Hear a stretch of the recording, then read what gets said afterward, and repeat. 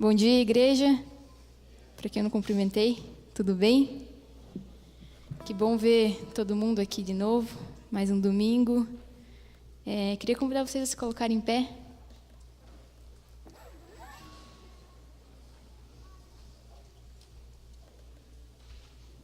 Você acredita que Deus está aqui presente hoje?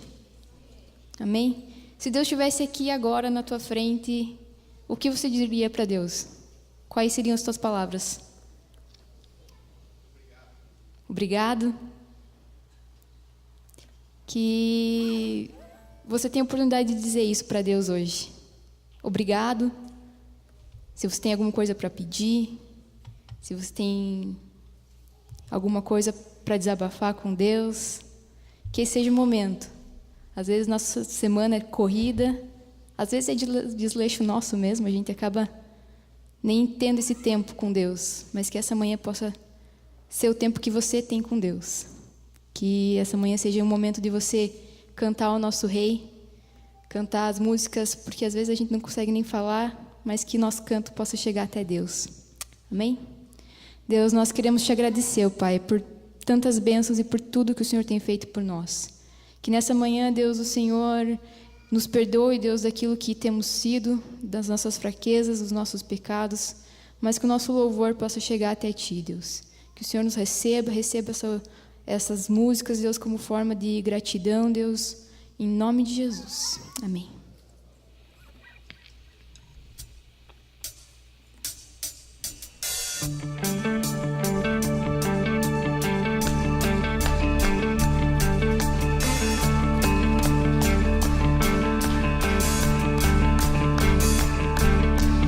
Cante ao Rei uma música que vem do céu.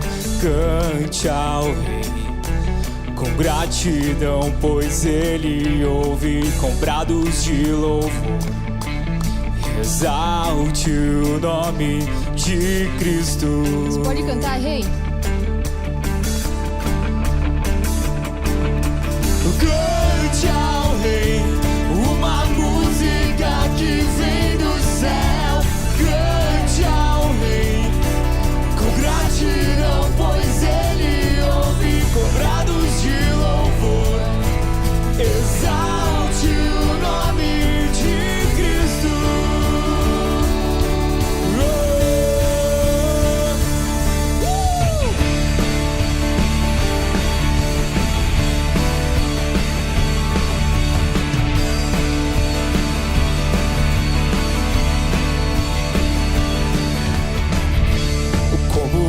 Te amar, se os céus te adoram, reinos e reis se prostram. Tu és o único Senhor, o único Deus. Vivemos para Ti.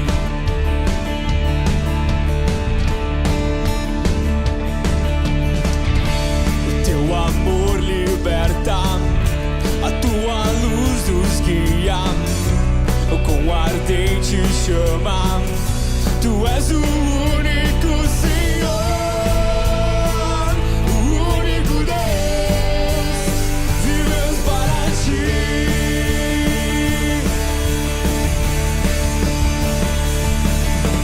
Cante ao Rei uma música que vem do céu. Cante ao Rei com gratidão, pois Ele ouve com brados de louvor. Exalte o nome de Cristo. Cante ao Rei uma música que vem do céu. Cante ao Rei com gratidão, pois Ele ouve com brados de louvor. Exalte o nome de Cristo.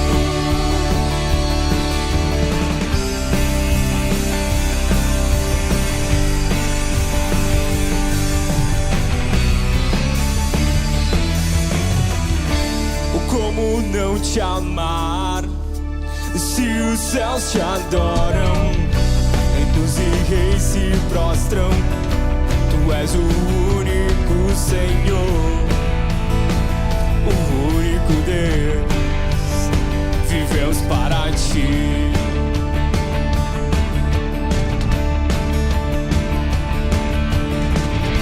O teu amor liberta, a tua luz nos guia com ardente chama. Tu és o único Senhor, o único Deus. Vivemos para ti.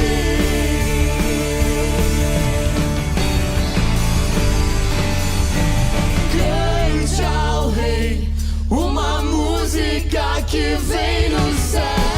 Cante ao Rei com gratidão, pois Ele ouve. Com brados de louvor, exalte o nome de Cristo.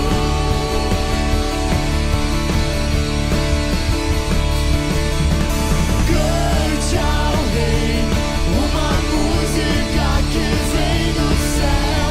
Cante ao Rei com gratidão, pois Ele ouve. Com brados de louvor, exalte o nome de Cristo.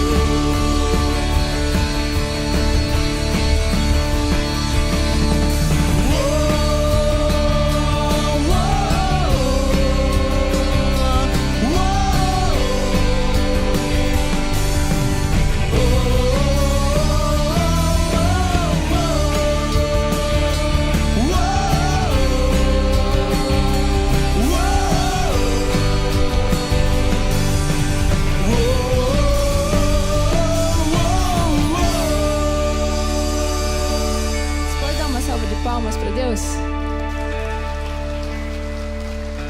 A gente acabou de cantar aqui, Cante ao Rei, uma música que vem do céu. A tua vida tem sido uma música para Deus? Nas tuas ações, nos teus pensamentos? Que nessa manhã nossa vida possa ser uma música. Seja uma música que chegue até Deus. Amém?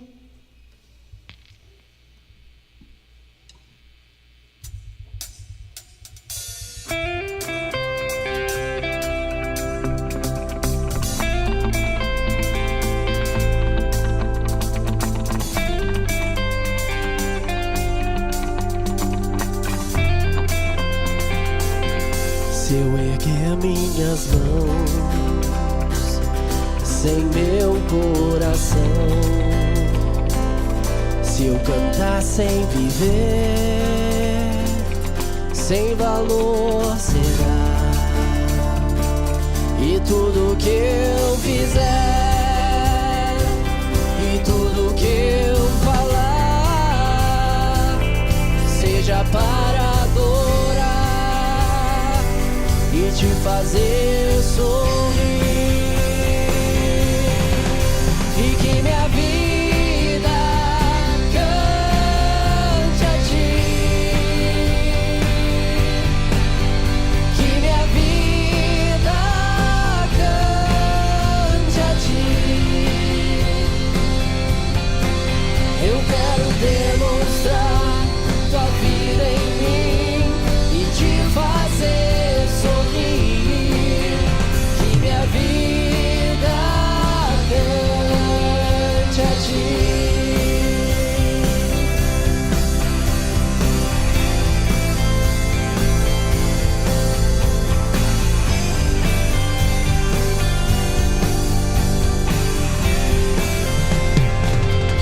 Minha vida te dou, sacrifício sou. Eu quero anunciar o teu grande amor. E tudo que eu fizer, e tudo que eu falar, seja para adorar e te fazer sorrir. E que minha vida cante a ti, que minha vida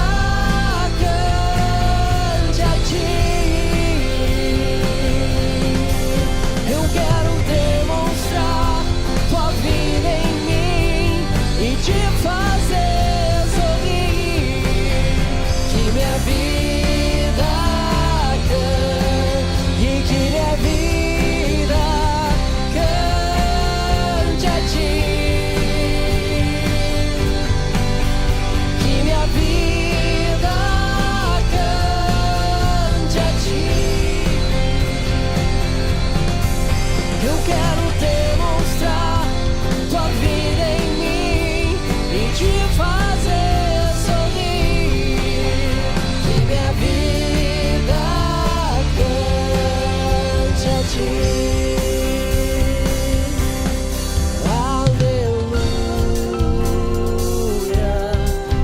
aleluia. Que minha vida cante a ti. Aleluia, aleluia. Que minha vida cante a ti. Aleluia, aleluia. E que minha vida cante a ti. E que minha vida cante a ti. Que minha vida cante a ti. Eu quero demonstrar tua vida em mim e te fazer sorrir. Que minha vida cante a ti.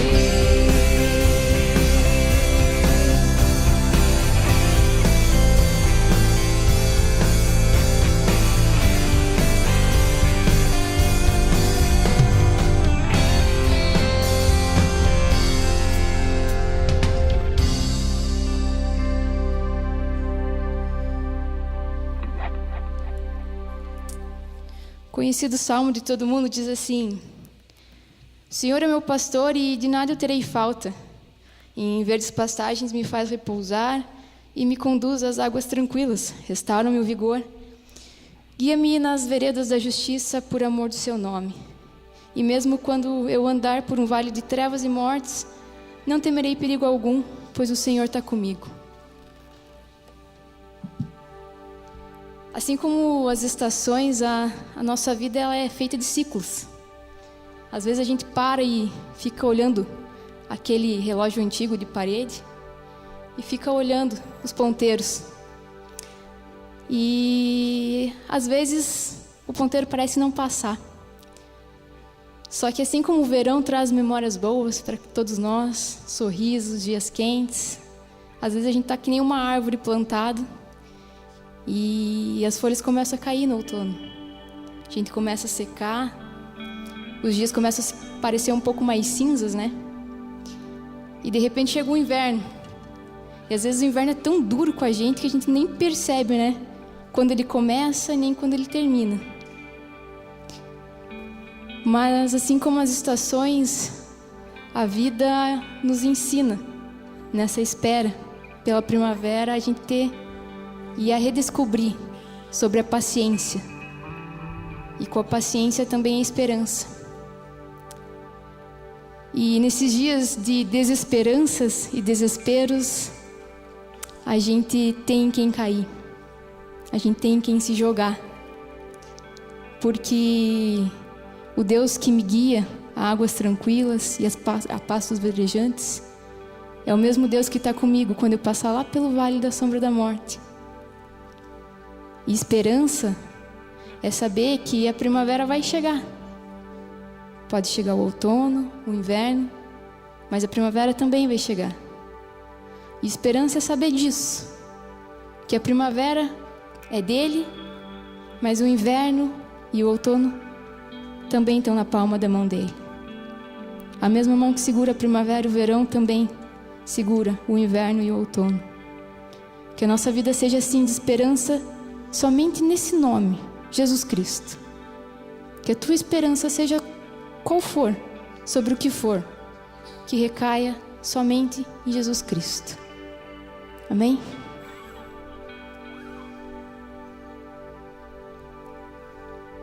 Te amo, minha esperança está em ti. Ó Jesus, eis minha vida e tudo que há em mim.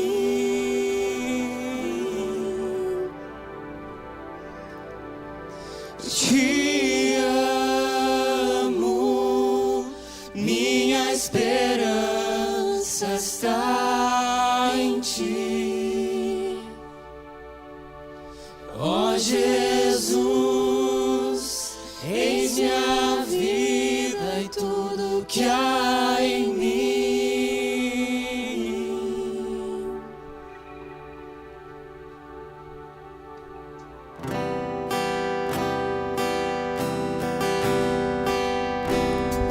Como um sol rompeste a noite, como o teu amor me segurou.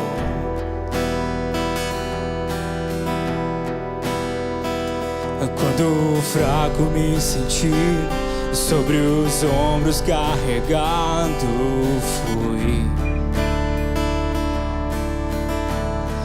Amor tão forte, amor que cobre-me e sobre si leva ao mundo.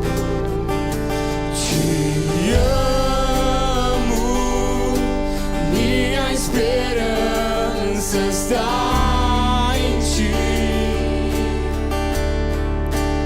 Ó Jesus, eis minha vida e tudo que há em mim.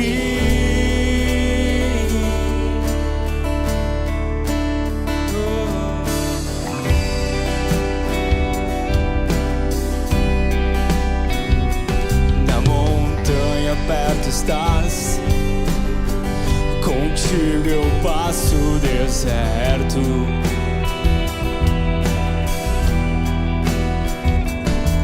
Jesus morreu por mim, sua graça é tudo que eu tenho. Oh, amor tão forte, amor que cobre-me e sobre si leva ao mundo. Te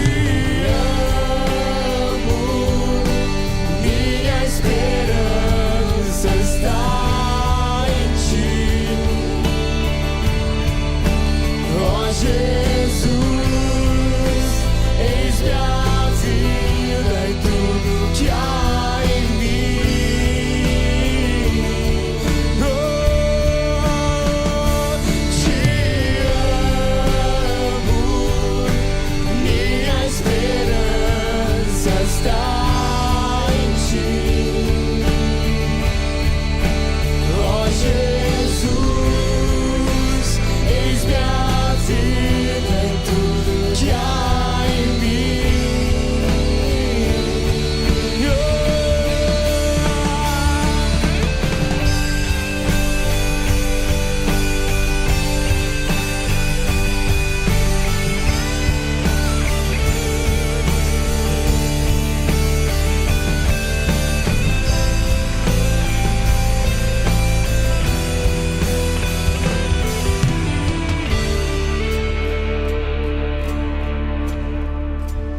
Amo tanto a ti, dou a ti o meu coração. Preciso mais, meu tudo.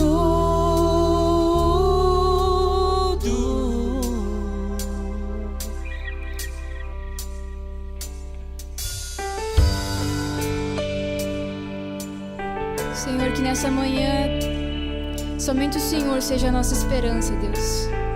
Que Que amanhã, Deus, que durante a nossa semana, durante os nossos dias, a nossa esperança recaia somente em Ti, Deus.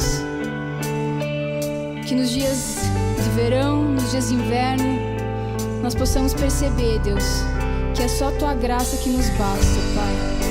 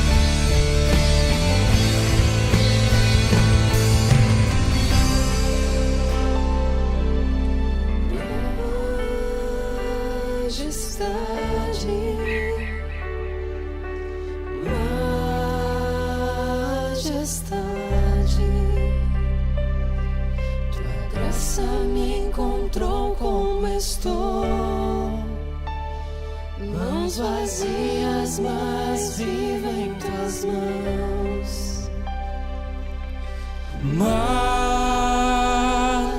Majestade, majestade,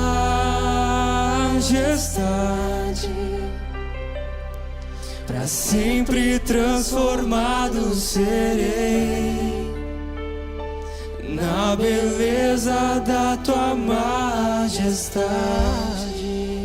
Oh, majestade,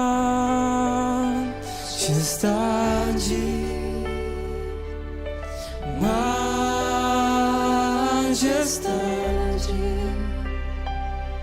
Tua graça me encontrou como estou, mãos vazias, mas vivo em Tuas mãos. Oh, majestade,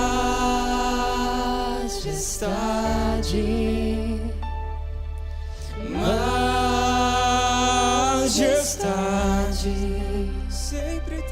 para sempre transformado serei na beleza da Tua majestade.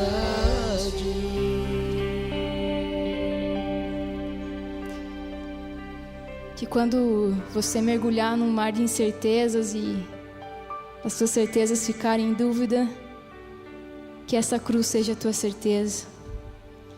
Quando os teus medos e as tuas preocupações forem maior que as promessas, que Ele seja a tua esperança. E que essa cruz seja o símbolo daquilo que Ele é.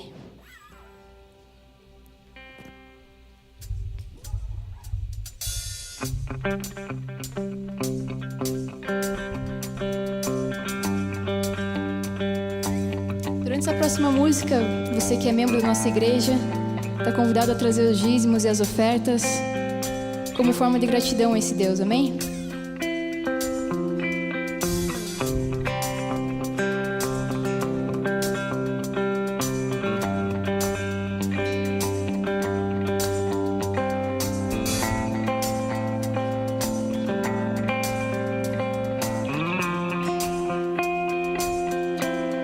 Eu olho para a cruz,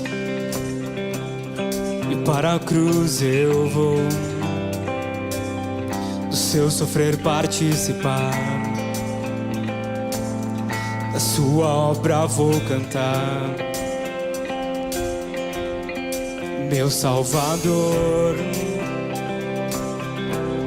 na cruz mostrou o amor do Pai, o justo Deus. Pela cruz me chamou, gentilmente me atraiu e eu, sem palavras, me aproximo, quebrantar.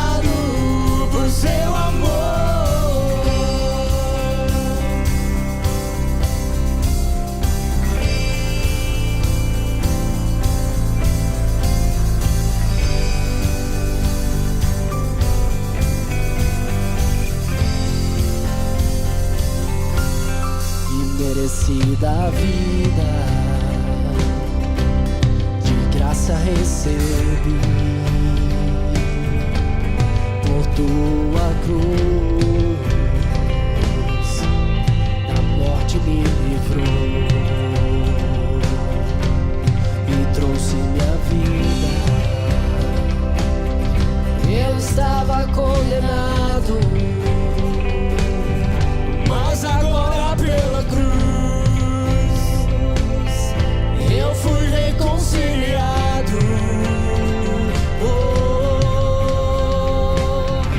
Pela cruz me chamou gentilmente, me atraiu e eu, sem palavras, me aproximo, quebrantado por seu amor.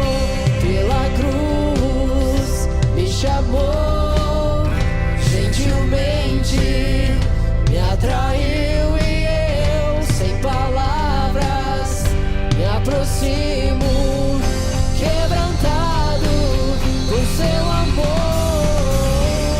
Impressionante é o seu amor,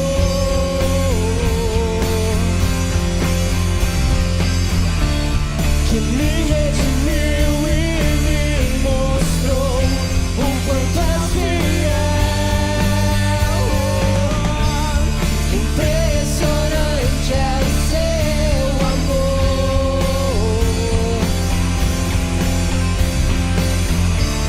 que me redimiu e me mostrou o quanto é fiel. Pela cruz me chamou gentilmente, me atraiu e eu, sem palavras, me aproximo, quebrantado por seu amor. Pela cruz me chamou gentilmente, me atraiu e eu, sem palavras, me aproximo, quebrantado por seu amor.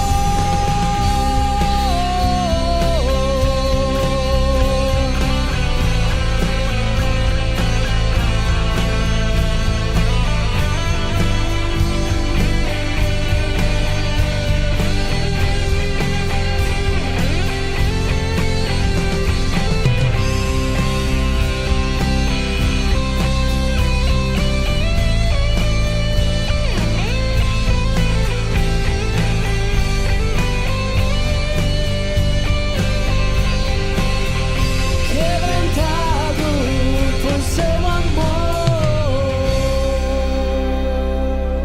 Senhor Deus, nós queremos te agradecer, ó Pai, porque nós podemos descansar em Ti, Deus. Porque o Senhor nos redimiu um dia, Deus, e nós podemos ter esse encontro com o Senhor. Nós te agradecemos porque todos os dias podemos ser lembrados de tamanho amor, Deus, tamanho sacrifício que o Senhor fez por nós, ainda que ninguém merecesse. Nós te agradecemos pela oportunidade que nós temos, Deus, de vir aqui e declarar o Teu amor, Pai. Obrigada por todas as bênçãos, por todos os livramentos e por tudo que o Senhor é. Em nome de Jesus. Amém.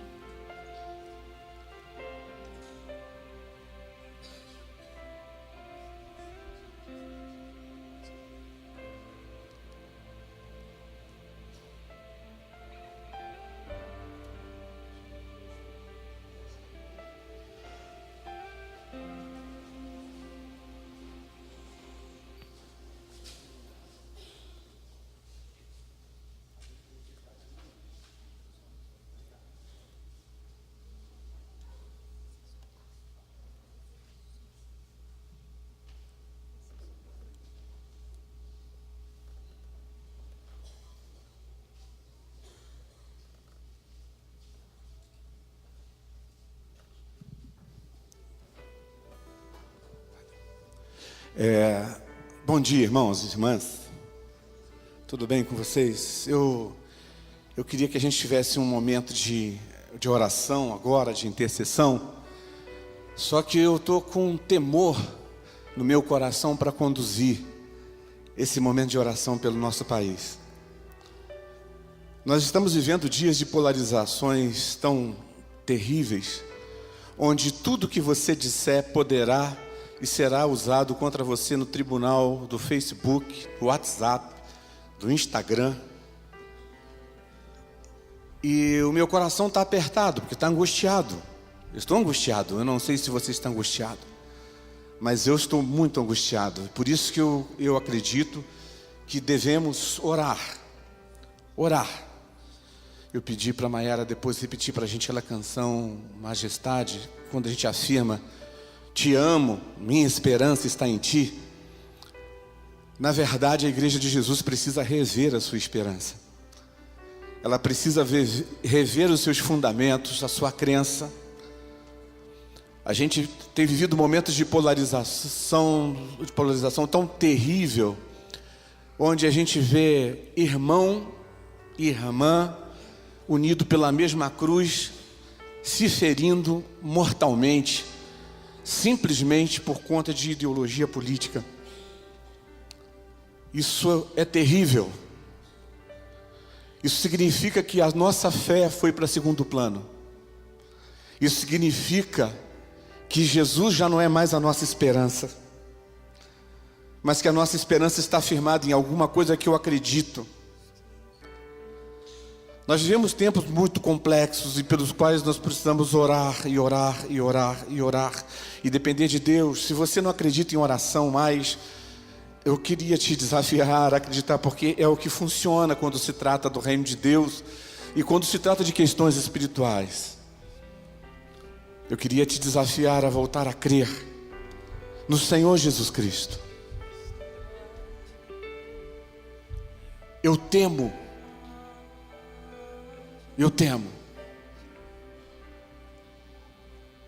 um governo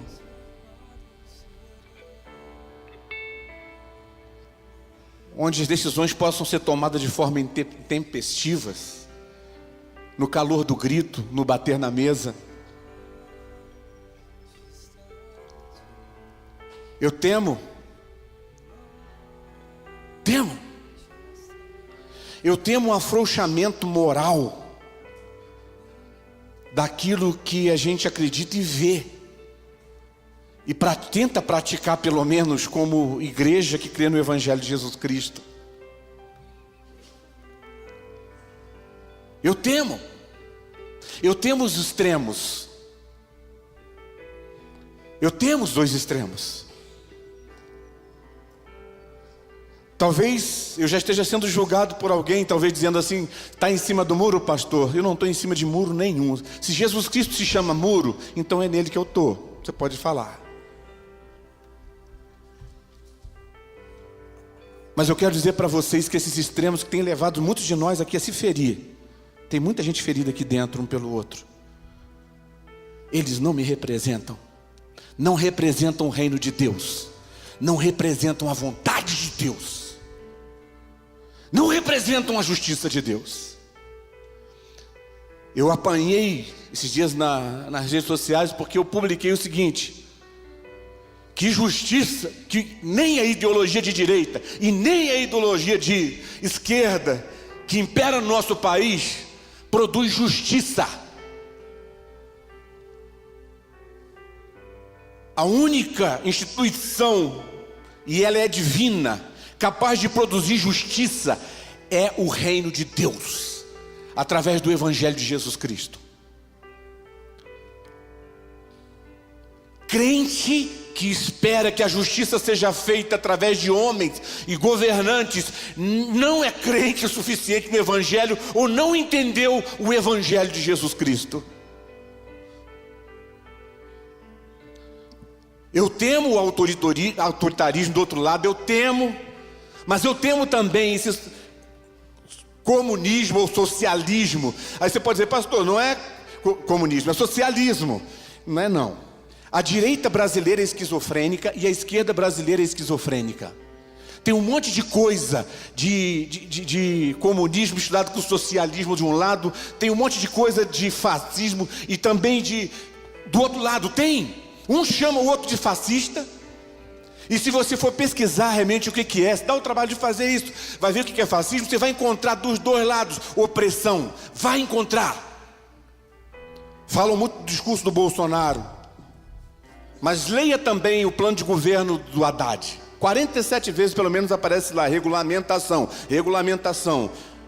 O controle, controle, mais de 20 vezes, controle, controle. Dos dois lados tem. E você acha que isso vai produzir justiça? Você acha que lutar por isso vale a pena ferir o teu irmão que foi unido em Cristo Jesus pela mesma cruz? Não! É pecado.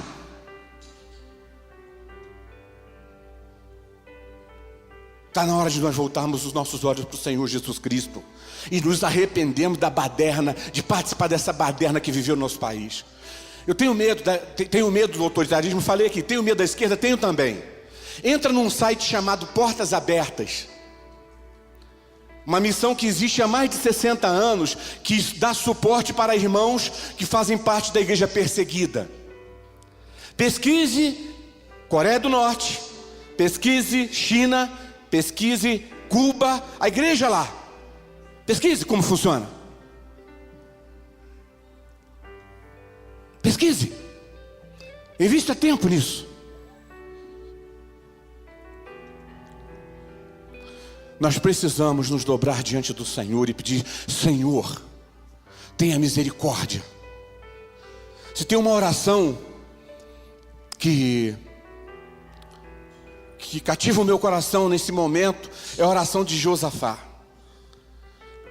Lá em 2 Crônicas 20, diz que ele foi avisado que 4 reinos se uniram contra ele e vieram contra ele, contra a nação de Judá, para destruir tudo. Ia destruir. E a gente está vendo situações na nossa vida, no nosso país, que podem destruir tudo. Inclusive, a tua liberdade está aqui. A Bíblia diz que ele teve medo. Eu tenho medo. A Bíblia diz que, tomado pelo medo, ele se pôs a buscar o Senhor. E em oração e jejum ele clamou ao Senhor. E na oração dele ele diz: Senhor, eu estou com medo. Eu não sei o que fazer, mas os nossos olhos estão postos em Ti.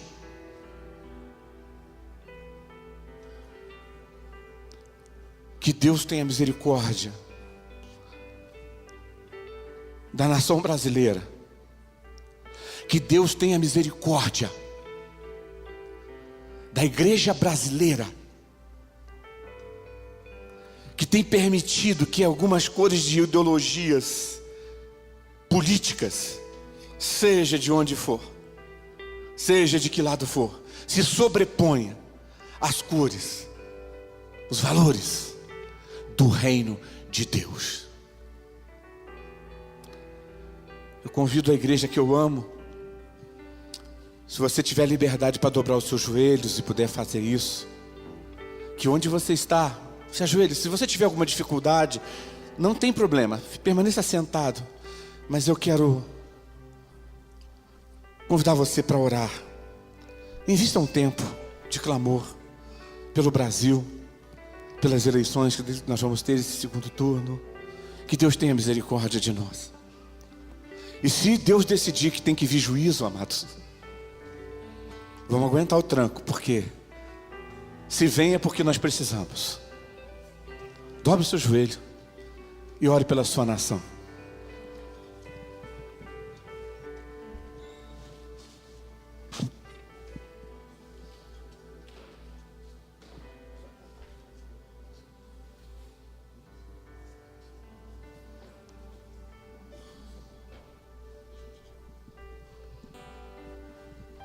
Ore ao Senhor.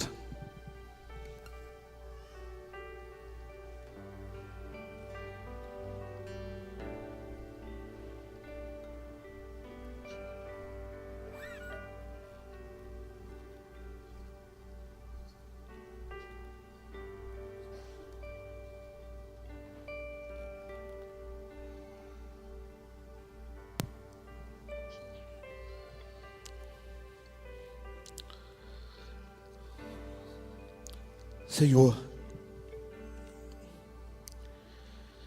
aqui estamos nós, os teus filhos, dobrados na tua presença, coração quebrantado, contrito. E nós nos encontramos como Josafá, Senhor, nosso coração está assim. Um aperto, Senhor, a declaração de: Senhor, temos medo, não sabemos direito o que fazer, o que vai ser. Mas queremos declarar que os nossos olhos estão postos em Ti, Senhor. E por isso, Senhor, nós nessa manhã confessamos o nosso pecado de omissão e não praticar a justiça que esperamos que seja visível no nosso país. Confessamos que nós não praticamos como deveríamos essa justiça e pedimos perdão. Confessamos, Senhor Deus, que temos permitido que ideologias, pessoas, homens, rótulos, títulos se sobreponham aos valores do Teu reino na nossa vida. E pedimos perdão ao Senhor. Pedimos perdão ao Senhor porque no calor de disputa política nós ferimos uns aos outros e massacramos uns aos outros, gente que é comprada com o sangue de Jesus e é parte do mesmo corpo que eu. Perdão, Senhor. E nós queremos clamar ao Senhor: Senhor, intervenha na nossa nação. Ó Deus, nós queremos orar como o Teu servo Bonhoeffer orou lá na Alemanha. Senhor, se o Senhor puder livrar o nosso povo da desgraça, nos livre, Senhor. Mas se de alguma forma o Senhor tiver que nos disciplinar, dá-nos a graça necessária para passarmos por esse tempo. Mas nós queremos afirmar como igreja nesta manhã que a nossa esperança não está em homens, não está em partido político, não está em ideologia de esquerda, direita, de centro. Que inferno foi isso, Senhor?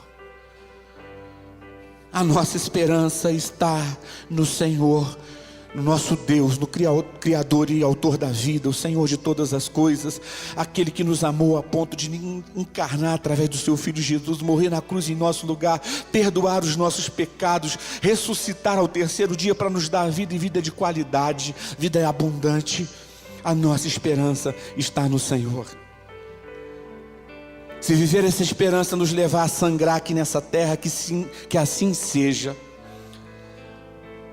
Que se viver essa esperança nos levar a nos alegrarmos e a sorrirmos muito aqui nessa terra, que assim seja. Mas nós declaramos que nós não abrimos mão do Senhor como a nossa única e verdadeira esperança. O nosso coração está em Ti, Senhor. O nosso coração está em Ti. Em Jesus que nós oramos, Senhor.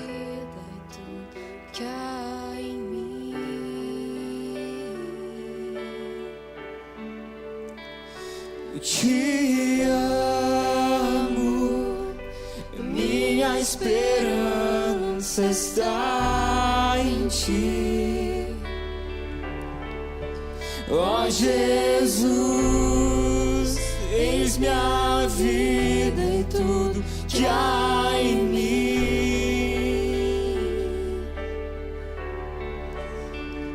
E te amo. Canta isso, igreja, canta forte. Faça essa declaração.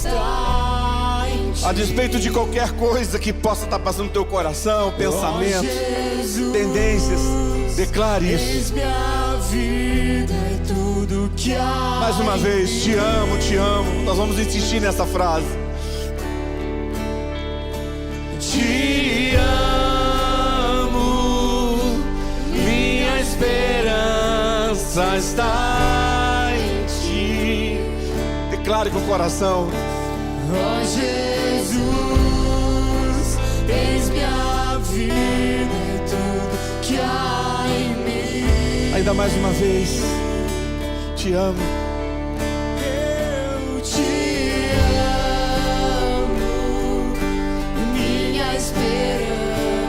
está em ti. Ó Jesus, eis minha vida e tu que há em mim. Amém. Você pode abraçar quem está do seu lado e dizer para essa pessoa, reafirme para ele: o Senhor é a nossa esperança. Senhor é a nossa esperança. O Senhor é a nossa segurança. O Senhor é o nosso alicerce. Tua graça me encontrou como estou. Mãos vazias, mas vivo em tuas mãos. Majestade. Majestade. Majestade.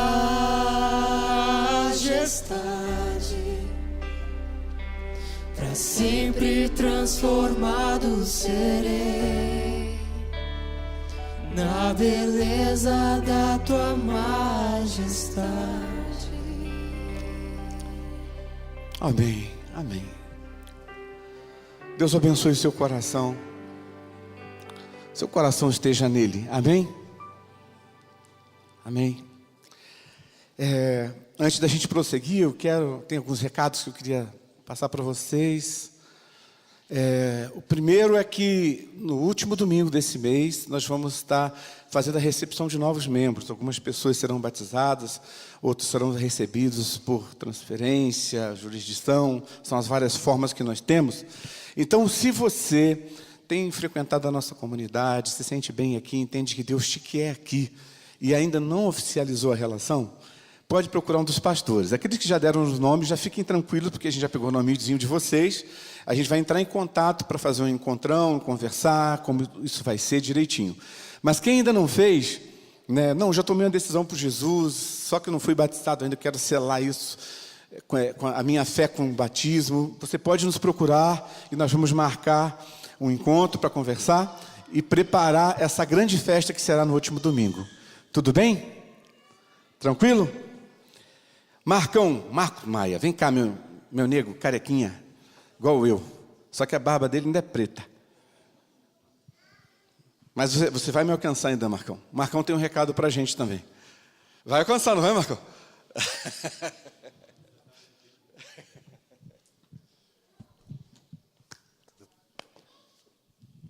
Bom dia a todos.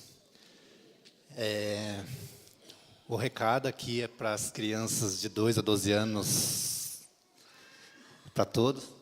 De 10 a 11 de novembro teremos um acampamento. Então, a partir do domingo que vem, vocês podem já começar a fazer as inscrições. Comigo, Jessé, Mônica, Simone, a minha esposa Raquel. Quem precisar de mais informações pode nos procurar no final do culto. Tá? 10 a 11 de novembro, na chácara da Viviane Zavati. Tá? A partir das 3 da tarde de sábado até as 3 de domingo. Então, vão se preparando aí. Tá? Vai ser acampamento de barracas. Então, vão se preparando. Tá? Vai ser um tempo muito, muito bom, muito legal. Tá bom? E vamos aguardando. Qualquer informação, qualquer dúvida, pode nos procurar ao final do culto. A gente vai falando e explicando melhor. Beleza? Tá avisado, viu, turma? Põe na agenda aí, não vamos esquecer. Acampa. Tem mais um aviso. Cadê o aviso? Cadê o aviso? Bom dia, igreja linda! Quem gosta de ganhar presente, levanta a mão. Quem gosta de dar presente, levanta as duas mãos. Aí, agora estica a mão para frente. O tema do culto de domingo que vem das crianças é assim: mais legal é dar do que receber. De novo, mais legal é dar do que receber. É isso aí. Esse é o nosso culto, o tema do culto de... Eu não estou enxergando nada. Tá bem. O culto de domingo que vem, às 10 horas, é o culto das crianças. É uma celebração voltada para as crianças. As crianças podem convidar o seu amiguinho, a amiguinha, o seu vizinho, o pai de todos, não. O seu vizinho, a sua vizinha, o titio, a titia, o vovô, a vovó, todos estão bem-vindos. E as crianças têm uma tarefa de casa, que é trazer um brinquedo que você tem, que seja brincável, né? Pode ser material escolar, pode ser lápis, borracha, a gente vai montar o kit, tá bom? Algo que seja útil para outras crianças, porque mais legal é dar do que receber. Isso mesmo. E os adultos também têm uma tarefa de casa, e você, criança, pode lembrar o papai e a mamãe disso. Trazer uma fruta. Trazer uma fruta. Que fruta que vocês gostam? Criançada? Jabuticaba, maçã, pêssego, o que mais? Morango, goiaba, melancia, jaca. Pode trazer a fruta que você gostar, porque mais legal é dar do que receber. Criançada, vamos aqui para frente. Vocês vão para onde vocês podem vir, todas as crianças. Ó, domingo que vem vai estar legal. Nós vamos orar pelas nossas crianças. Ali está a lista dos professores.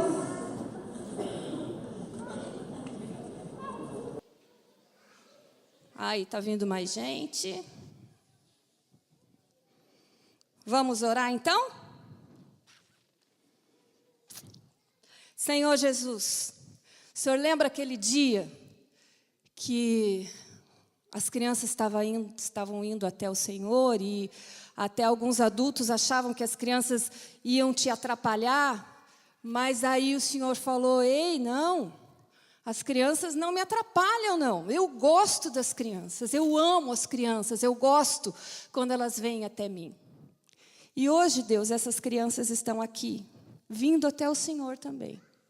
Que elas possam receber nessa manhã um abraço do Senhor, igual aquele abraço que o Senhor deu naquelas crianças aquele dia.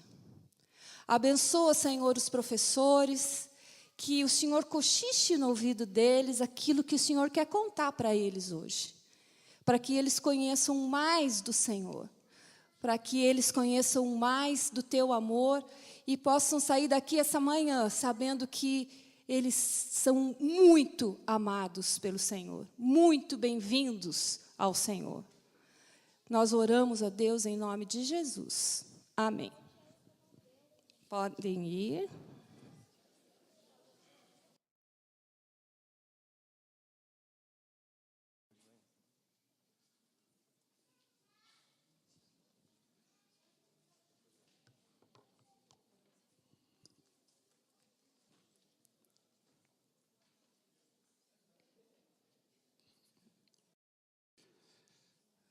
Queridos, vamos prosseguir aqui com a palavra, estudando. Nós estamos em fase de conclusão da nossa sequência de parábolas, né, que a gente adotou para fazer as reflexões nesse ano aí. A gente investiu um bom tempo. Nós estamos finalizando aqui o capítulo 25 de Mateus. Já falamos de algumas parábolas desse mesmo capítulo. Agora vamos encerrar. E teremos mais uma apenas no final desse mês, que é aquela parábola que vai sobre a rocha, a casa construída sobre a rocha e sobre a areia. E aí nós vamos encerrar a nossa sequência de 40 parábolas que nós estudamos, nem parece, né, ao longo desse ano. Mas hoje nós vamos refletir sobre Mateus 25, de 1 a 13. Se você quiser localizar no seu smartphone, na sua Bíblia, na sua...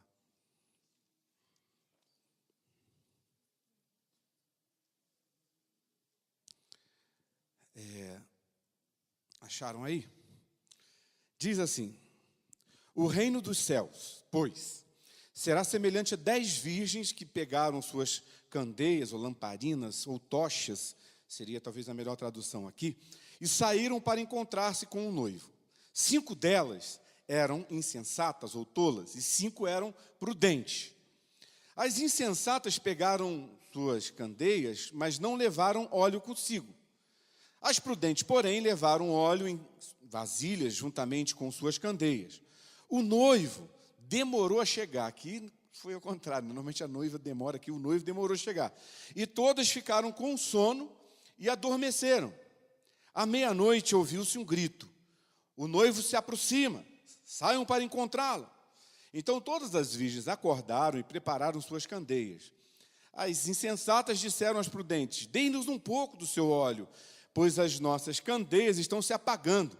Elas responderam: não, pois pode ser que não haja o suficiente para nós e para vocês. Vão comprar óleo para vocês. E saindo elas para comprar o óleo, chegou o noivo. As virgens que estavam preparadas entraram com ele para o banquete nupcial, e a porta foi fechada. Mais tarde, vieram também as outras e disseram: Senhor, Senhor, abra a porta para nós. Mas ele respondeu: a verdade é que eu não as conheço. Portanto, vigiem, porque vocês não sabem o dia e nem a hora. Até aí. Que Deus, através do Espírito Santo, imprima nos nossos corações o ensino que Ele quer trazer para a gente nessa manhã. Amém? Tudo bem? Que horas são? Eu não enxergo a hora aqui. 11h01. Obrigado. Só para eu ter uma noçãozinha aqui assim. Uma noção. E aqui, a letrona aqui da minha cola, ela é grande, né? Já falei para vocês, né? 16, eu acho que vou migrar para o 18 agora. Acho que vai ficar bem. Aí eu vou enxergar bem. Daqui a pouco eu vou pedir para instalar um painel ali na frente. Aí eu vou ler meus esboços aqui assim, ó, no painel. Mas tudo bem, a gente chega lá.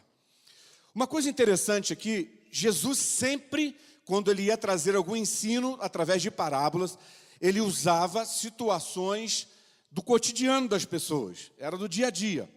E aqui ele usa como uma figura, como exemplo, o casamento, para trazer o ensino que ele queria colocar no coração daqueles que ouviam, seus discípulos, das pessoas que o seguiam.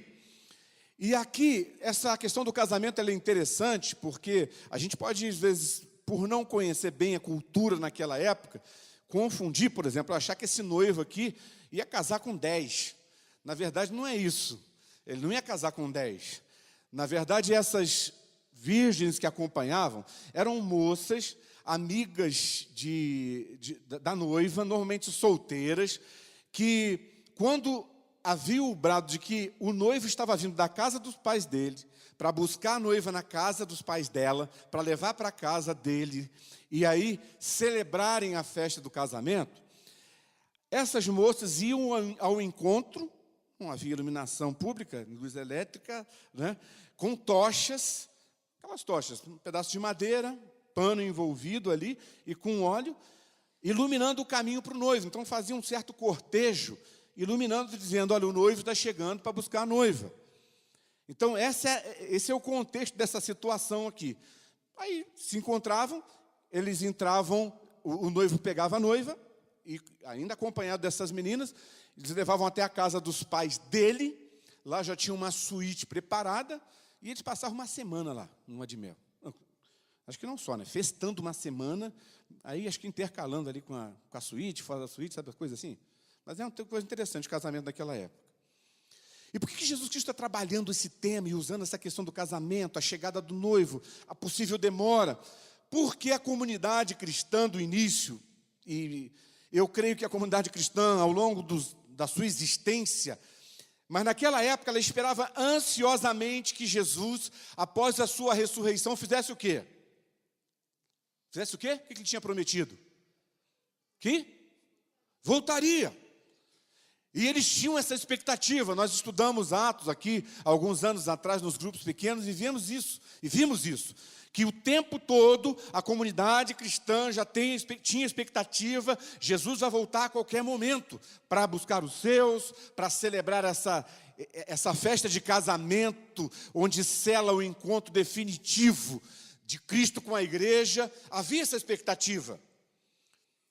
E interessante que Mateus, ao relatar aquilo que Jesus Cristo já tinha dito, né, nós falamos aqui também, que não era a questão simultânea, Jesus estava fazendo, Mateus escrevendo ali assim do ladinho, né? Ele, de repente, em determinado momento, ele para escrever as coisas que ele tinha visto, pega as anotações dele, e Mateus, ao escrever isso aqui, ele quer passar uma mensagem daquilo que Jesus havia falado lá atrás, porque, na verdade, Jesus queria e insistiu nesse ponto de que os seus, ou a sua noiva, estivesse preparada para o dia do casamento. Então ele vai enfatizar isso. E Mateus aqui não perde tempo, gente, como a gente às vezes perde, com algumas questões sobre como vai ser, especulando os detalhes da volta de Jesus, quantas gerações falta, vamos fazer continha para lá, continha para cá. Mateus não está nem aí com isso. E Jesus também não está nem aí com isso, porque ele relata o que Jesus disse. A preocupação aqui é só uma. É como nós devemos agir hoje para que possamos participar da festa no final. Você entende? É isso que ele é nessa tecla que ele quer bater. Porque, na verdade, essa parábola aqui, ela tem um sentido escatológico. Ela está falando das coisas que estão por vir. Vai acontecer, lá na frente vai ter algo que é um desfecho para tudo aquilo que você está vivendo. Ou seja, aquilo que você vive como discípulo de Jesus Cristo ao longo da tua vida, desde a sua conversão, isso não é uma coisa estéril, não é uma coisa sem propósito, isso tem um objetivo. Vai haver um ápice. Vai haver um ápice. E esse ápice precisa ser celebrado. E aqui é comparado com uma festa de casamento. É interessante aqui, em relação a esse texto aqui, todos ali, por exemplo, quando falo daquele grupo de 10, é um número também que às vezes é usado na cultura judaica da época como um número de plenitude. Todas as pessoas são convidadas para a festa. Essa festa de casamento, esse encontro de Deus no desfecho final de todas as coisas, é para quem, gente? Qual a intenção de Deus? Para quem? Conversa comigo, eu sou tímido, já falei para vocês, né? Aí eu vou ficar com vergonha aqui e a gente vai ficar, né, patinando. É para todos. É para todos, Ele quer que todos participem. É desejo do Senhor que todos sejam salvos. Essa é a vontade dEle. Só que, segundo essa parábola, alguns permanecem numa espera vigilante, enquanto outras se acomodam, esquecem o óleo, se tornam omissas e perdem a oportunidade de participar. É interessante a gente prestar atenção aqui, que essa parábola, ela está num contexto, desde o finalzinho do capítulo 24, até passando adiante, final do capítulo 25, são 4 parábolas, pelo menos. O talento, a gente já falou sobre ela, do servo fiel, todas elas apontam e destacam um tema: vigilância. Vigilância. Apontando para a esperança daquela comunidade cristã primitiva na volta de Jesus, mas ele fala sobre o quê? Vigilância. Estejam atentos. Prestem atenção no que está acontecendo. Vocês têm uma esperança, vocês vão chegar lá, há uma conquista esperando por vocês, mas durante esse tempo aqui, é um tempo de vigilância. Eu já disse aqui algumas vezes, e não sei se vocês lembram, que todo projeto de longo prazo, ele requer cuidado, atenção e vigilância redobrada. Não é assim que funciona? Você acredita que o casamento é um projeto de longo prazo? Sim. Requer isso? Sim. Se você não cuidar, ele vai se quebrar no meio do caminho. Mesmo você desejando ardentemente que ele não quebre. Mas se você não vigiar e não cuidar, vai quebrar. E da mesma forma, o seguir a Jesus Cristo, o discipulado, Porque, segundo o texto aqui, a grande questão dessas parábolas aqui e da vida cristã, do desafio da vida cristã, é que ninguém sabe o dia e nem a hora. E isso aqui não é um pretexto para a gente se armar com aquele discurso de terrorismo. Eu já contei para vocês aqui que na minha casa, na casa do meu pai, tinha aquele bolachão, não sei como é que é o nome, vinil, de um disco.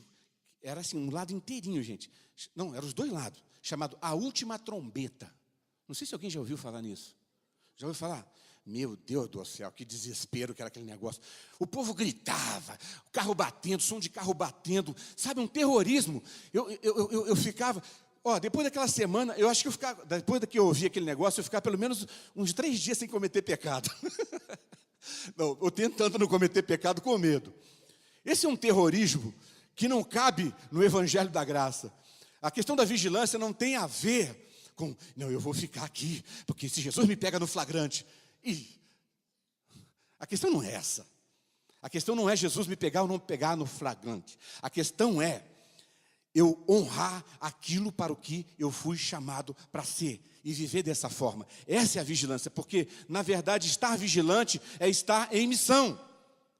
E por não saber nem o dia, nem a hora, eu creio que isso passa uma mensagem para a gente que nós devemos perseverar sempre.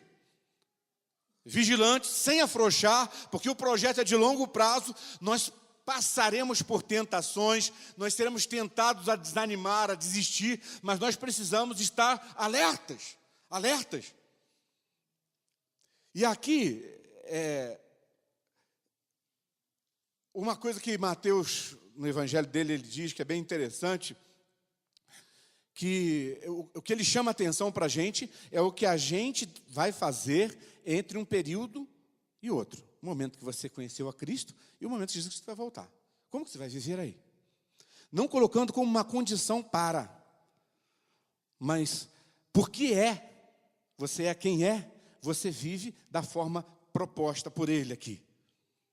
Só que ele lembra também o tempo todo que mesmo que esse período entre essa largada e a chegada aqui seja um período de sofrimento, esse mesmo Jesus, ele continua sendo Emanuel presente, consolador, cuidando de você, te dando sustento, suportando você, para que você possa atravessar. Ou seja, tudo que eu preciso para viver uma vida vigilante entre o ponto de partida e o ponto de chegada, eu tenho em Cristo.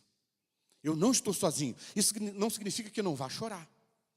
Não significa que eu não vá doer. Não significa que eu não seja perseguido. Não significa que eu seja martirizado. Mas o fato é que eu passarei por todas essas coisas debaixo do cuidado do Emanuel. Mas onde está o ponto central aqui dessa parábola? Com certeza, a grande questão aqui não está relacionada às tochas que elas usavam. Porque todas elas tinham uma tocha, não é isso? Diz o texto. As 10 tinham. Não está também no sono. O texto diz que o noivo demorou e elas começaram a ficar sonolentas. E todas dormiram. Isso é humano. A gente cansa às vezes. Até mesmo na nossa caminhada de fé a gente cansa. Você já cansou em algum momento? Já. A gente passa por isso. As pressões, as situações, as decepções, as experiências, a nossa imaturidade, as nossas fraquezas nos levam, às vezes, a chegar nesse ponto de ficar sonolentos na nossa vida cristã. E essa questão, então, é humana. E principalmente quando a gente lida com o atraso, a gente fica mais acomodado, está demorando. Não é? Se os prazos são curtos, você fica alerta o tempo todo. Mas quando começa a parecer que está demorando, a tendência é se acomodar. Agora, essa demora aqui, ela traz à tona esse ponto aqui para a comunidade que Mateus estava escrevendo, dizendo o seguinte: é uma aparente demora essa volta de Jesus Cristo, porque já fazem 2000 anos e a gente está aqui também esperando a mesma coisa.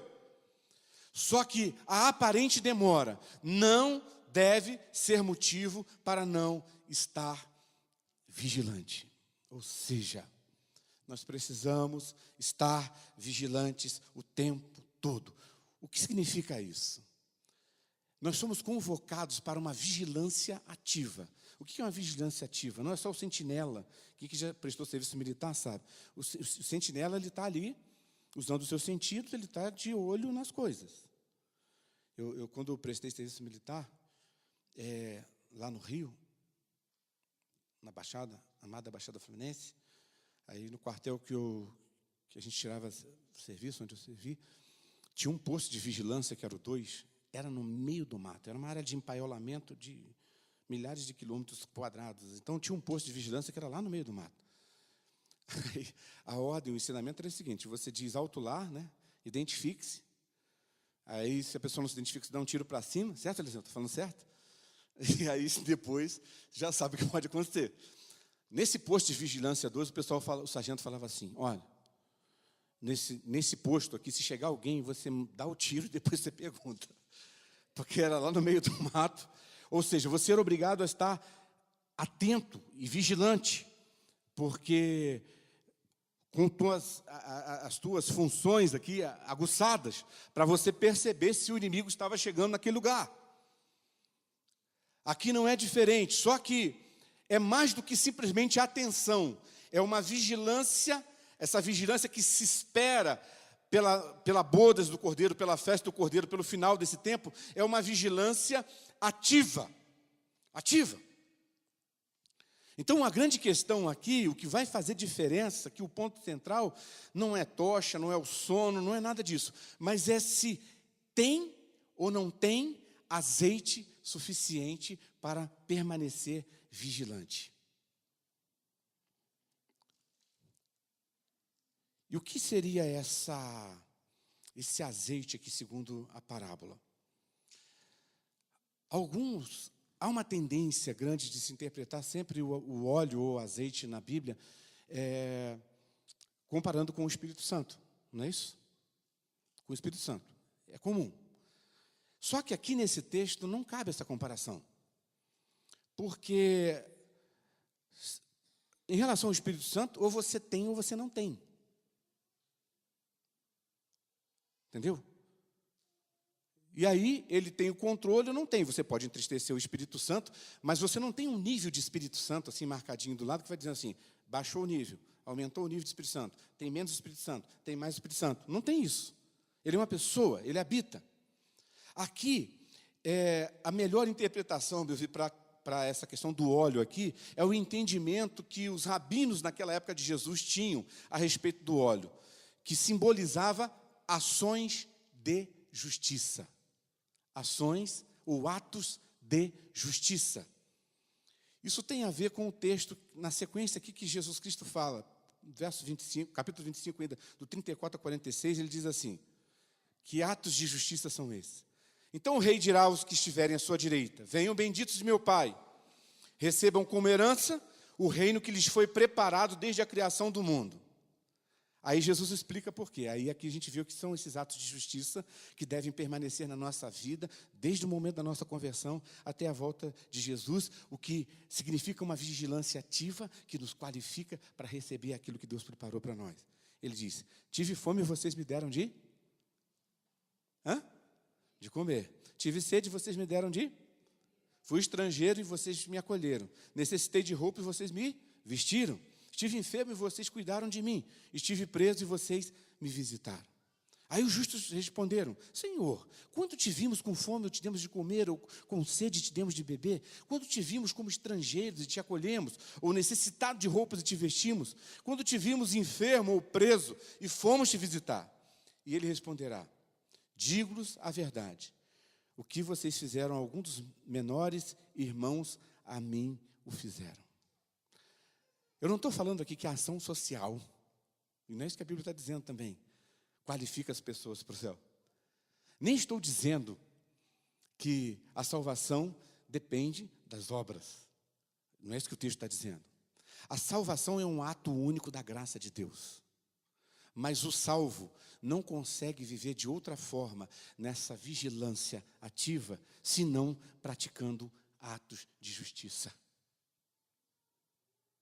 Você percebe? O que me define Como que as pessoas vão... A gente diz que o batismo é um ato público que externa e torna visível a minha fé. Até essa afirmação, ela é doutrinária na maioria das igrejas, mas ela também é questionável. Porque muita gente se batiza e aquilo ali, na verdade, não sinalizou nenhuma mudança no coração. Você concorda comigo, não?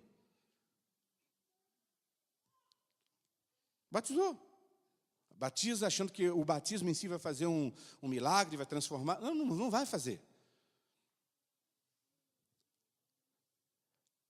O que é o sinal visível, marcante, palpável, que diz que você está preparado para o casamento, para a celebração das bodas no final, para o encontro com Cristo, que você está pronto para estar com Ele, porque você já foi alcançado pela graça dEle, são os atos de justiça. Da mesma forma, aqui na sequência do texto, não vou ler todo o texto, mas tem a turma que Jesus diz para eles, aqui na parábola. O outro, se apartem de mim. Mas por quê? Porque eu tive fome e você não me deu de comer. Ele não está falando do ato em si. Ou seja, você não tem atos de justiça na tua vida que testifiquem que você é meu. Você percebe? Não há como perceber na sua vida os atos de justiça que te declarem que você é meu. Então você não é meu. Porque aqueles que são meus vivem dessa forma. Isso está claro, irmãos? Está claro ou não? Nós podemos continuar conversando aqui. Essa é a grande questão. E o que é essa vigilância, então? Essa perseverança para não ser pego de surpresa. Não é se vai ser pegado, não vai ser pego ou não. Pecando. Eu juntei pego com pecado, virou pegado. De sair bem dessa. Falei errado, depois estamos disfarçados. Você percebe? A grande questão não é essa. A questão da vigilância não é por medo. A gente precisa romper com essa cultura que diz que o cristianismo e o discipulado cristão é viver baseado no medo. É o medo, porque eu não peco. Por que eu não peco? Por que eu evito o pecado? Porque eu amo o meu Senhor. E se eu não consigo evitar e peco, eu sofro. Você entende? A minha vigilância não deve ser por medo. Ai, se a porta fechar e eu cometi... Não é. Eu tenho que estar preocupado, porque a minha vida, no meu dia a dia, ele deve ser regado e caracterizado por atos de justiça, segundo aquilo que o próprio Jesus Cristo declara na próxima parábola que ele já descreve na sequência no capítulo 25 de Mateus. Então esse é o nosso desafio. E quando você pega até mesmo essa ideia da luz, você pode linkar com Mateus 5. O que Jesus diz? Que nós somos o quê? Luz do mundo. Eu falei aqui no domingo, se não me engano, domingo passado, que a gente às vezes exige que os nossos governantes tenham posturas de justiça, sem serem cristãos, mas que nós mesmos, nós não temos, como cidadãos do reino de Deus. Você quer iluminar o mundo? Seja uma faísca praticando a justiça. Simples assim.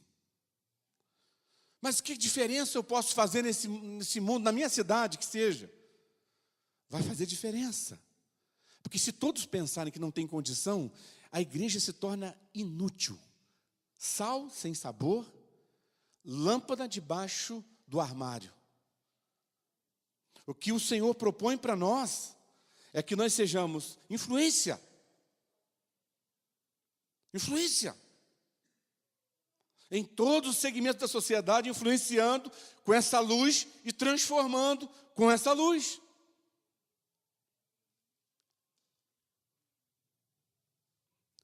E que luz é essa? São os atos de justiça que nós praticamos. E por baixo desses atos de justiça, por trás desses atos de justiça, por dentro desses atos de justiça, existe uma coisa que dirige o discipulado cristão, que é o amor. É por isso que nenhuma ideologia humana, por mais que preze e contemple no seu projeto, no seu pensamento filosófico, a justiça social vai conseguir produzir aquilo que somente o Evangelho aplicado é capaz de produzir. E a responsável pelo cumprimento disso no mundo, ou não, é a igreja. É a igreja. Se o mundo se torna mais injusto, é porque a igreja não está pondo em prática aquilo que deveria pôr. Por isso que nós vivemos tempo de arrependimento e de rever os nossos conceitos, os nossos valores, de realinhar o nosso coração com o coração daquele que nos chamou para a missão, que é o nosso Deus. O mundo precisa de governadores, sim, sábios, inteligentes, humanos, comprometidos com a verdade, com valores. Sim, precisa. Mas o mundo precisa de uma igreja que se pareça mais com Cristo. Eu creio que esse fará mais diferença na essência do que aquele. Amém?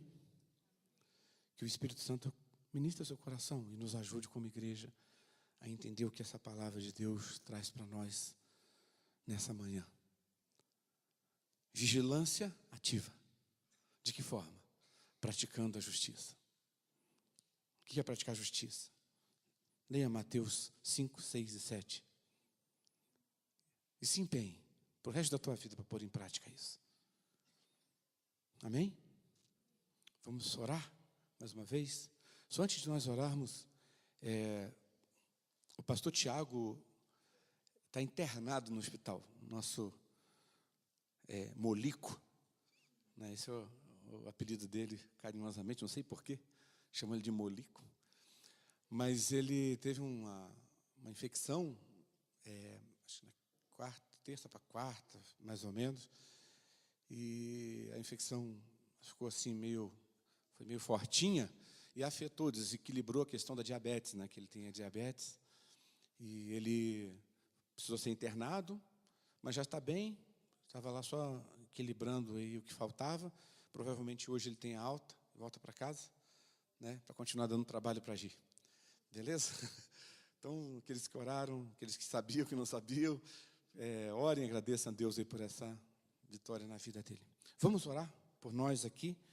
Que Deus nos dê a graça. Irmãos, eu queria assim, encorajar, sabe?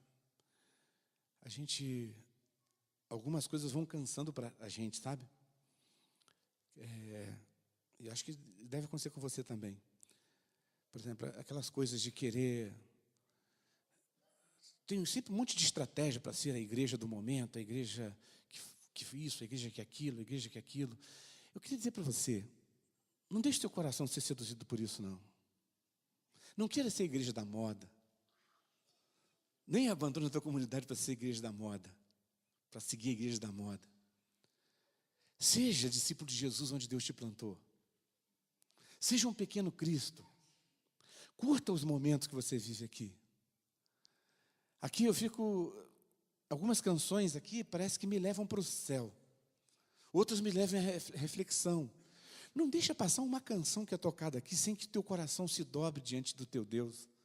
Sem você transformá-la numa oração. Você não veio aqui para assistir. Não é isso, não. Não deixe cada palavra que é pregada aqui nesse púlpito soe simplesmente como uma coisa que tem que acontecer todo domingo.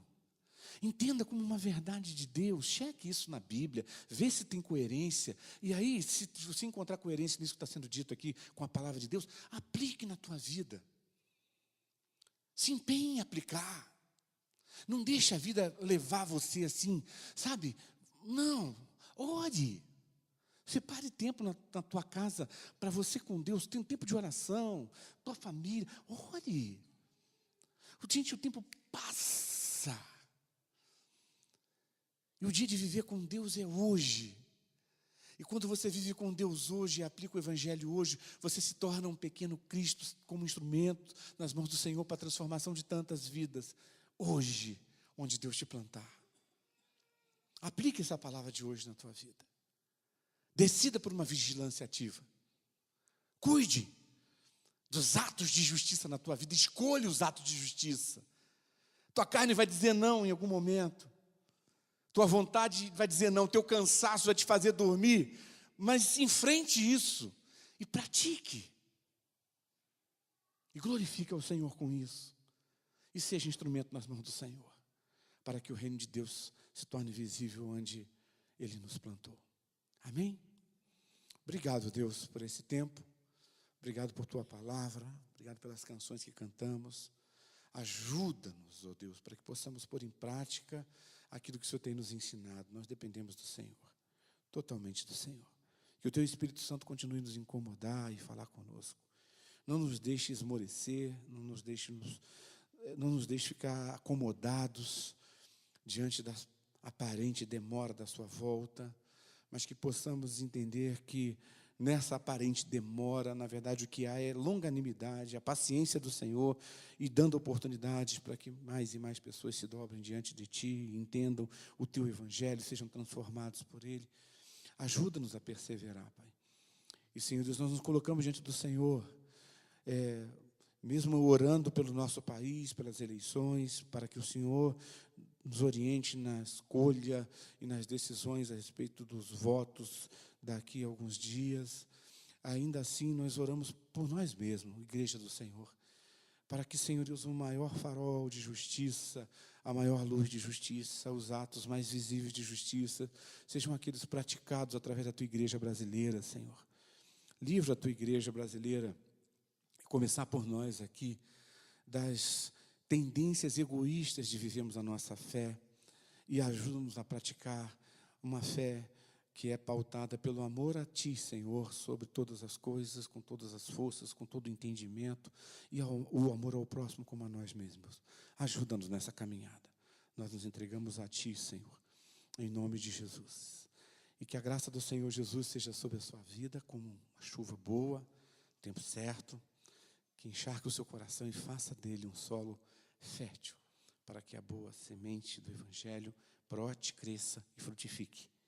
Que o amor de Deus, nosso Pai, que é gentilmente depositado no teu coraçãozinho, transborde, aperfeiçoando cada um de nós na forma como nós amamos o Senhor e como amamos uns aos outros. E que a presença do Espírito Santo, que é ao mesmo tempo forte e leve, que é doce, mas transformadora, impactadora e consoladora, nos capacite a ser uma igreja que vive essa realidade de ser, sim, sal e luz, de ser, sim, pequenos cristos, vivendo onde o Senhor nos conduzir. Que isso se cumpra sobre nós aqui e sobre o povo de Deus espalhado sobre a face da terra, hoje e para todo sempre. Amém.